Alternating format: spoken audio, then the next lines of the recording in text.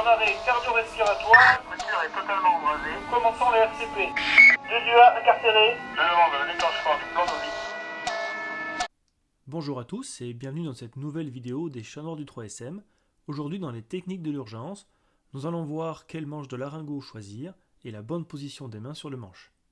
Pour rappel, ce MOC ne remplace pas une formation spécifique à l'intubation, et l'intubation doit être réalisée par des opérateurs formés et entraînés. Aujourd'hui, nous allons voir pourquoi différentes tailles de laryngoscope existent, la mauvaise position des mains sur le manche, la bonne position des mains sur le manche, la dextérité fine pour l'introduction de la lame dans la bouche, ainsi que l'effet levier, et enfin un petit résumé.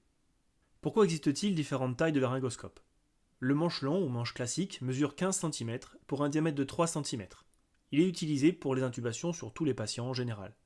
Il a l'avantage d'avoir une très bonne prise en main. Le manche court mesure de 10 à 12 cm, pour un diamètre également de 3 cm. Il est utilisé chez les patients obèses à gros thorax ou chez les femmes à forte poitrine comme les femmes enceintes. Son avantage principal est de permettre l'insertion de la lame plus facilement dans la bouche en cas de grosse poitrine. Ses inconvénients sont une moins bonne prise en main et moins de force développée pour lever le massif laryngé. On les utilise principalement avec des lames de taille 3 et de taille 4. Il existe un dernier type de manche, le manche pédiatrique. Il mesure 15 cm de long en moyenne pour un diamètre de 2 cm. Il est plus fin et plus léger pour une meilleure dextérité fine. Il est adapté aux très petites lames que l'on rencontre en pédiatrie, les 0, 1 et taille 2. Son poids réduit est dû à moins de métal dans le matériel en lui-même, mais également des piles plus petites. Nous allons voir maintenant pourquoi il faut utiliser un manche court si on rencontre un patient avec un gros thorax ou une forte poitrine. Le bon geste pour introduire une lame de laryngoscope dans la bouche nécessite de le pencher et le présenter de biais. On voit alors que le manche long bloque sur la poitrine, ce qui ne permet pas de le mettre dans l'axe, alors qu'avec un manche court, il est tout à fait facile de le présenter et la poitrine ou le thorax ne gêne pas. Sur cet arrêt sur image, on voit nettement l'endroit où le manche bloque et touche la poitrine du patient, alors qu'on voudrait le mettre dans l'axe de la trachée. L'axe actuel ne permet absolument pas d'aligner la lame du laryngoscope afin de faire sa laryngoscopie. Encore une fois, revoyons le geste. Après avoir introduit la lame de biais, le manche d'un laryngoscope court n'est absolument pas gêné dans son mouvement par la poitrine du patient. Dans ce cas précis, le manche de laryngoscope court permet de placer le laryngoscope dans l'axe du patient. La poitrine ne gêne plus le mouvement. Voyons maintenant la mauvaise position des mains sur le manche en lui-même. L'erreur la plus fréquente est de placer sa main trop basse lors de la traction. Sur cet exemple, l'opérateur utilise le bas du manche et même le dispositif pour faire tenir la lame, alors qu'il a tout le reste du manche à disposition. C'est une mauvaise technique et une mauvaise habitude. Il faut utiliser le manche dans sa globalité. Nous allons voir pourquoi. Faites le test. Serrez fort un laryngoscope en bas du manche. Voilà ce qui se passe. Vous allez alors avoir des points de compression très importants au niveau des saillies métalliques.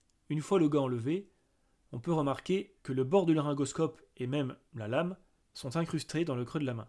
L'intubation est parfois source de stress et peut durer plusieurs minutes en cas de problème. En tenant le manche en bas comme c'est montré ici, l'intubation devient pénible pour l'opérateur. Ce sont ces parties saillantes métalliques qui rentrent dans votre main. Et elles ne sont pas faites pour ça.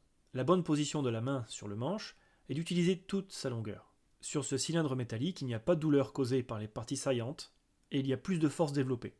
Cela permet une bonne dextérité et la courbe d'apprentissage est plus rapide. Pour un manche court, s'il est tenu trop bas, l'effet sera le même. Il faut qu'il soit tenu plus haut, comme sur cet exemple. Pour une grosse main, il est possible que des douleurs causées par les parties saillantes soient toujours présentes. Il faudra tout de même placer votre main le plus haut possible sur le corps du manche, avec le pouce posé au-dessus. Avec le manche court, vous avez moins de force développée, moins de préhension, et ce n'est pas optimal pour débuter. La dextérité est moins fine et la courbe d'apprentissage est moins aisée.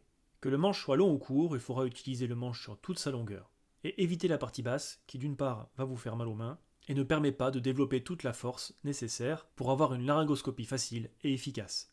Je vous propose ici une astuce pour introduire la lame dans la bouche, en douceur, sans blessure et avec une bonne efficacité. La dextérité fine est importante lors de l'intubation. Oui, il faut tenir le laryngoscope sur toute sa longueur et éviter la partie basse, mais cela vaut pour la traction laryngée, pour le geste qui demande le plus de force. Pour le geste d'approche de la lame, il est nécessaire pour cette dextérité fine de tenir le laryngoscope le plus bas possible, afin d'être précis. Voici comment le tenir pour avoir une bonne dextérité fine. La main droite va ouvrir la bouche. On rentre la lame de biais pour pouvoir chasser la langue. on verra les détails tout à l'heure. Une fois introduite, et seulement là, la main va remonter pour pouvoir tracter. Voyons de nouveau.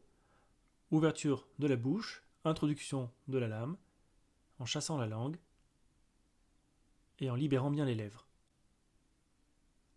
Arrêtons-nous pour mieux comprendre. De la main droite, vous vous aiderez du pouce et de l'index qui vont s'appuyer sur les dents pour ouvrir la bouche et maintenir ouvertes les lèvres et la bouche. De la main gauche, vous vous aiderez du petit doigt qui va protéger la lèvre inférieure et la maintenir hors de tout pincement. Pour plus de compréhension, voyons maintenant un autre angle de vue, celui de l'opérateur. À l'introduction de la lame, il faudra utiliser les doigts dont on en vient de parler. Ouverture de la bouche avec l'index et le pouce. Introduction de la lame avec le petit doigt gauche qui va repousser la lèvre afin de ne pas la pincer. C'est seulement après qu'on va monter la main. Ouverture de la bouche. Le pouce appuie sur les dents du haut. L'index sur les dents du bas. On va écarter la bouche. La lame est rentrée dans la bouche de biais pour pouvoir chasser la langue et le petit doigt de la main gauche va soulever la lèvre pour éviter tout pincement.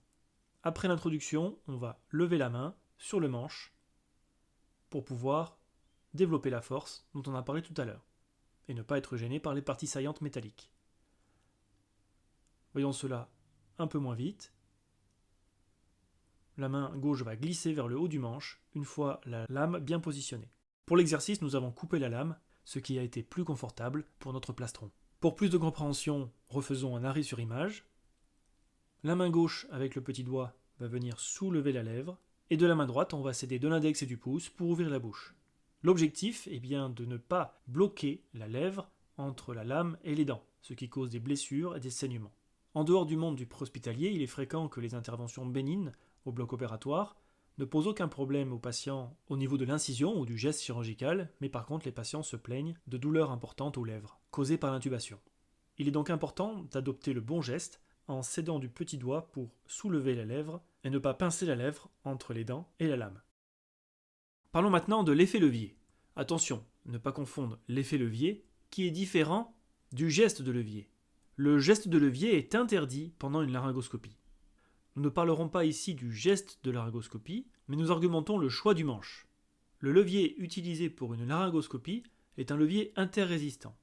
Voici comment cela fonctionne.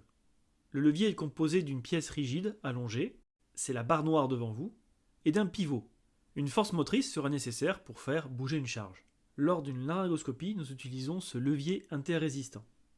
Le levier est en fait le laryngoscope, le pivot est l'épiglotte, la force motrice est exercée par le bras de l'opérateur, lors d'une traction vers les pieds du patient, et la charge sera le massif laryngé du patient. Schématiquement, pour le moment, l'opérateur n'est pas en mesure de voir l'endroit où il faudra insérer le tube pour sécuriser les voies aériennes. Voyons maintenant ce qui se passe lorsqu'on exerce une force motrice. En prenant appui sur l'épiglotte, nous levons le massif laryngé à l'aide de la lame du laryngoscope. On soulève à la fois le larynx et l'épiglotte, ce qui permet de découvrir l'entrée de la trachée et les cordes vocales. C'est l'endroit où il faudra insérer le tube afin de sécuriser les voies aériennes. Grâce au levier interrésistant réalisé par le laryngoscope, l'opérateur a pu exercer une force motrice suffisante pour lever le massif pharyngé, la charge. Plus la force motrice est éloignée du pivot, plus il est facile de déplacer la charge. Donc plus le levier est long et plus cela sera facile. Et le levier, c'est le manche de laryngoscope. Afin de bien comprendre comment choisir le bon angle de vue pour intuber un patient, je vous invite à aller voir la vidéo sur les positions pour intuber. Sur un manche long de laryngoscope, l'angle de la lame et le haut du manche font un angle de 45 degrés, alors que sur un manche court, l'angle de la lame et le haut du manche font un angle de 30 degrés. Ces différences d'angle et de longueur, même faibles, augmentent la force développée. Il est donc plus facile d'intuber avec un manche long qu'un manche court. Le manche court doit être donc réservé aux utilisations spécifiques prévues, et on doit éviter de l'utiliser pour chaque patient. En résumé, avec un manche long, il y a plus de force développée, il n'y a pas de douleur de l'opérateur causée par des parties saillantes métalliques. Nous avons une bonne dextérité et une bonne préhension qui augmentent la courbe de l'apprentissage. On utilisera donc un manche court à bon escient pour avoir la bonne technique au bon moment, et on n'oubliera pas la protection du patient en utilisant son petit doigt gauche pour protéger la lèvre inférieure de tout pincement et de toute blessure. Merci à tous d'avoir suivi cette vidéo sur les manches de laryngoscope. Merci à tous pour votre fidélité et à très bientôt sur cette chaîne. La victime est en arrêt cardio-respiratoire. La structure est totalement embrasée. Commençons les RCP. 2 UA incarcérés. Je demande le déclenchement du plan de vie.